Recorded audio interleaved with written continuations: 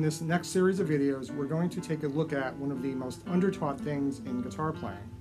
Not just classical guitar playing, but really all of guitar playing, and that is major and minor scales in the first position.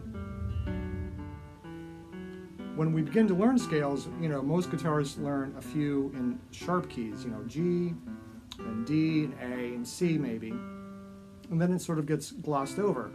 So we're going to look at all major keys and minor keys with flat keys and sharp keys. So we will begin in the key of C and proceed through all the keys in the cycle of fifths. So let's go over some basic terminology. So what do I mean by the first position? Whenever you play the guitar or any stringed instrument, at any given moment you're in a position. So if you were to put all 4 fingers down with your first finger on the first fret, you would be in the first position. It is also called the open position.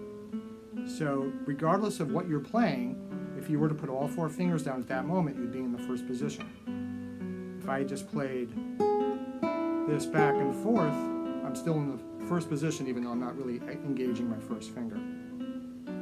Also, when you play major scales in the first position, you will use open strings. One scale doesn't even have one, and we'll get to that. And some scale might just have one open string, but while you do these scales, so you will be playing open strings when they are available. So I am going to focus on the left hand in these videos, but we will talk about the right hand. So here we begin with C major. So you start with your 3rd finger on the 3rd fret of the 5th string.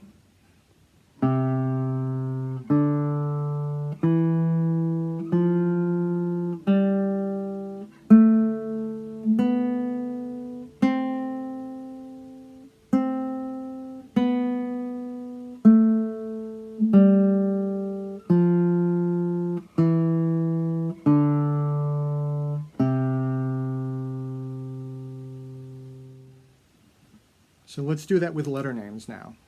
C, D, E, F, G, A, B, C. Returning. C, B, A, G, F, E, D, C.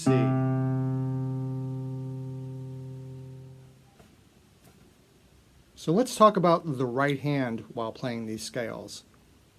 At first, I would advise playing your thumb on the 6th, 5th, and 4th strings, which is kind of an old school way of doing it. And then when you get to the 3rd, 2nd, and 1st strings, the so-called treble strings, switch to I and M.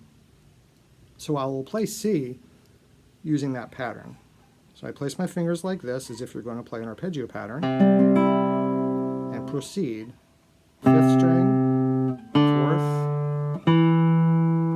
switch, put your thumb on the 6th string as support,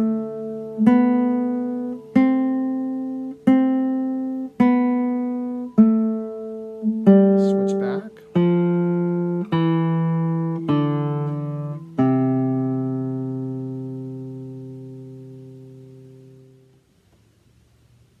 Another way to play these scales is playing I and M, or any combination of I, M, and A, but we're going to start with I and M.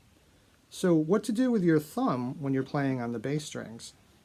So what you should do is find your place and put your thumb on the guitar for contact.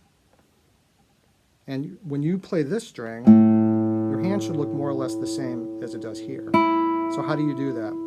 You move everything like this. So you have your thumb on the guitar for support, for contact, and you begin the scale with I. Now move your thumb to a bass string.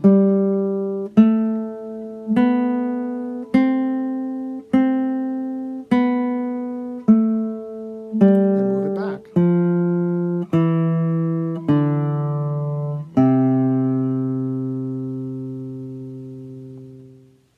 Also remember, when you play with I and M or M and A or I and A, that you don't pull your arm back like this so much. So you push through the strings. You push through the strings. without dragging your hand back like this.